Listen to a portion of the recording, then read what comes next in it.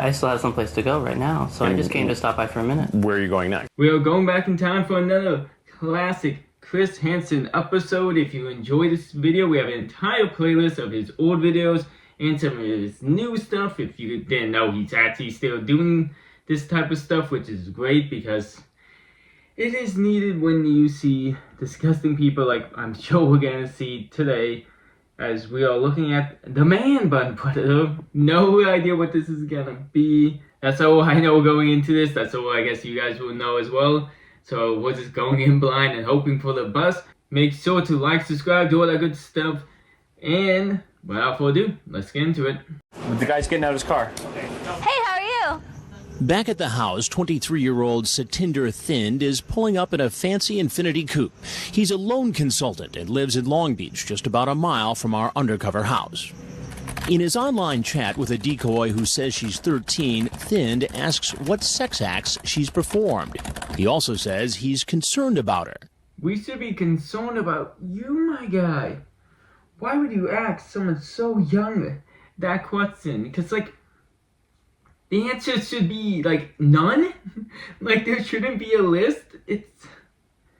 Oh, God, what the fuck is wrong with this person? And why is Chris coming at him from the get-go with talking about, like, oh, he has a fancy car. He's alone, whatever he said he was.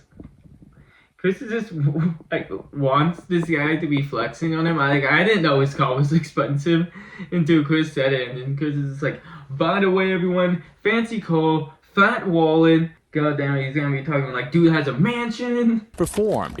He also says he's concerned about her.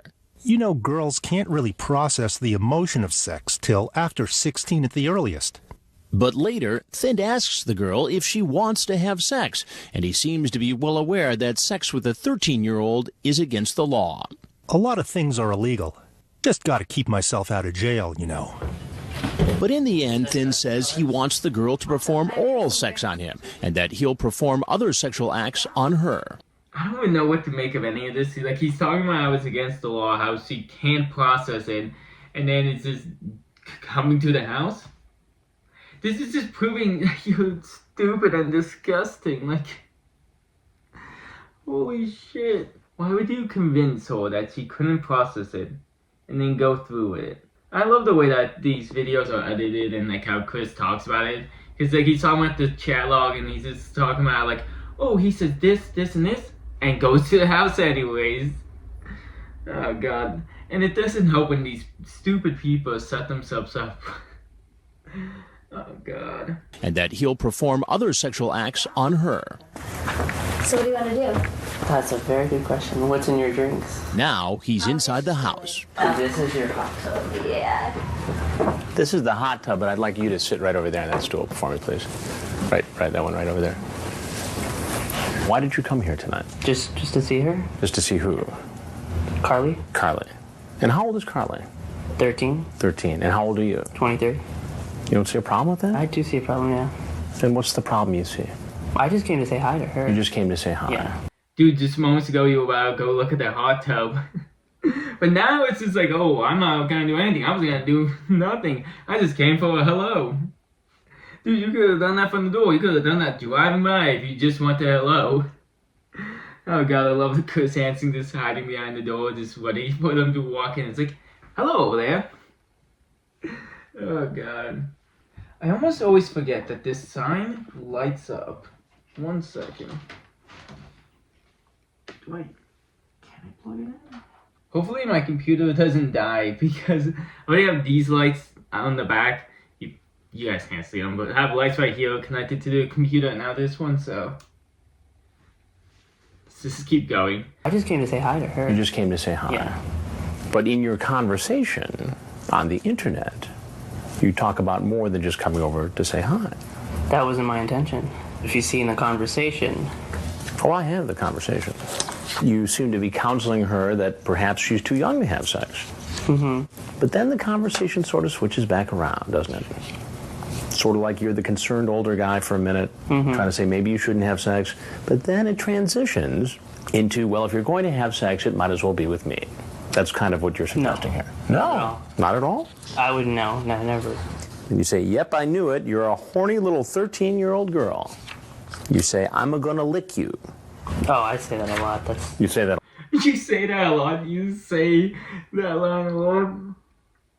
Dude, that wouldn't work on an adult, let alone a child. Oh god, that's disgusting. I was not expecting that. Cause in my head I was just laughing about how his confidence just died immediately as Chris was just like, actually I have the chat logs right here, and then he's just like, oh fuck. And then, oh god, that's disgusting. Chris, you don't have to read some of these lines out loud. Oh my god. And it's just so hard to focus on this video. I remember why I keep this off, because I'm standing here and this light is just like shining into my eye. Oh, I say that a lot. That's. You say that a lot. Yeah. I'm gonna lick you. You say that a lot to 13-year-old girls? No. She kept insisting that I come over. So a 13-year-old girl controls your life? No. So you see, what you're saying then doesn't make any sense. Well, she kept saying she's sad that I'm not coming, so I just thought I'd come by, stop, say hi, and then leave. And you talk about taking her for a ride in your car. Do you think that's okay to stop by and pick up a 13-year-old girl who's home alone and take her for a ride in your car? I see where that has a little bit of problems, yeah. A little bit of a problem there. And like some of the others, he also says he's here not for sex, but out of concern for the girl's welfare. Another reason I wanted to come by, stop by, is she's 13, her mother's out of town, wanted to make sure everything's okay. You know. So you're gonna babysit. You're just gonna check the locks on the doors? You've never met this girl before. Mm-hmm. And here you are in this house, and you expect me to believe that you came over here just to check on the locks on the doors? No, I came to check to make sure she's okay and She's just say okay. hi. I still have someplace to go right now, so I just came to stop by for a minute. Where are you going next? Going to my parents' house. Well, your parents are gonna be disappointed in you. You're probably not gonna see them for a long time. Holy shit, it's all the basic excuses. Actually, I'm the good guy. Like, she's home by herself. I had to check on her. Like, no one else can. And then Chris is just like, so you're gonna babysit her? Well, no, because I was just making it sound even more gross that he was gonna do that. And it's still, it doesn't go along like with anything you're saying. Oh, I'm gonna go check on her. Oh, I'm just here to be nice. I'm just gonna say hello. And then the channel log is saying, oh, I'm gonna take you a ride in my car. Oh, we're gonna do this and that. Because I'm not repeating exactly what he said. Oh god, these people are so stupid. Like, why do they argue so heavily when Chris is reading what they said? And they always just say like, oh, that's not what I meant though. It's like the shittiest excuse in God's green earth. So I just came to stop by for a minute. Where are you going next? Going to my parents' house. Your parents' house. All right, well, before you head off to your parents' house, there's something you need to know. Okay. And that is, I'm Chris Hansen with Dateline NBC. We're doing a story on adults who try to meet kids online for sex. And if there's anything else you want to say to me, we'd like to hear it. That's it. His reaction? We expected surprise. Instead, we get curiosity. Can you notify, let me know if it'll be on or not? If you give me a call. Okay. All right. Let me get your card. I don't have a card with me, but I'll write down the number. Outside, the Long Beach police are ready to give him another number, a case number. Give me hands up. Get on your knees. Get on your knees. Thind is charged with one count of an attempted lewd act on a child. But what has the police more concerned is the fact that he has a legally registered gun in the trunk of his car, along with a clip loaded with bullets.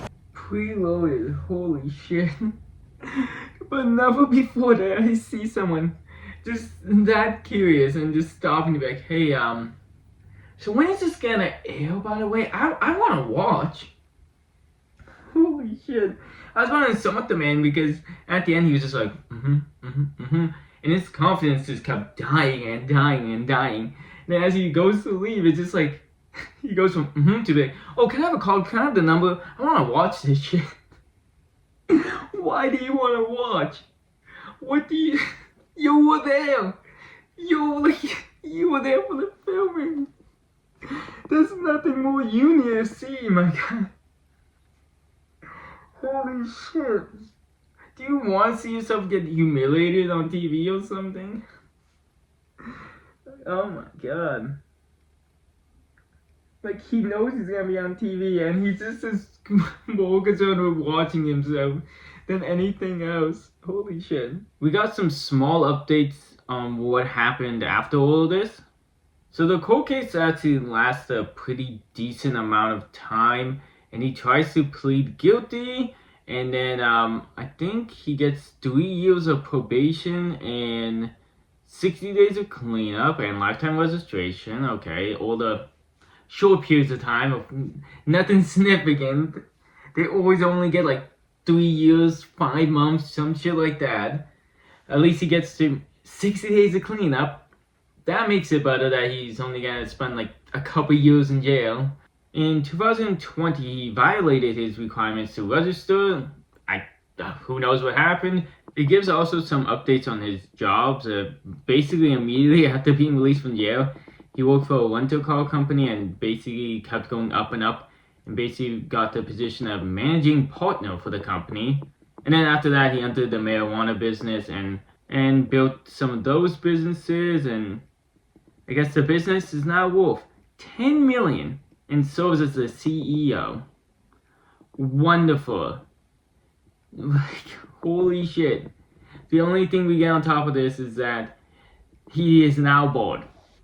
No man bun at least, but life's going good for him. Holy shit, that's just sometimes these disgusting people just get to move on with their life. And like, this guy is like now owns a $10 million company. Holy shit. Or at least he's the CEO. He probably doesn't own it anymore, or maybe never did. He just helped build it out. But God, that's fucking ridiculous. Not only did he get a life sentence, his life just improved from all of this. Like, he had to find a new job and then just kept moving up in that job, and then moved on to a different job where he moved up and up, started his own business. And out of all the times I've checked what happened to the Predator after their whole arrest and show, this is probably like the best case scenario for any of them. Like, usually it's some dramatic shit happen. Like, one of the recent ones, one of the people was like dying in jail, and the kids visited just to take a picture of him dying, and absolutely hated him. Like, his life was awful, and like all the updates were like about him being miserable. And this guy just, I can't believe this shit. If you have any more recommendations of what I should react to, or from Chris Hansen or not, let me know in the comments below. I have some plans for the month of February. I'll probably do some Chris Hansen throughout the month, but I think I was going to do like 1 or 2 Dollman videos, because those seem to always do well. Gonna react to some movie for Valentine's Day, and got some more stuff to throw in throughout the month as well. You have to subscribe to see all that and more. And until next time, have a good night.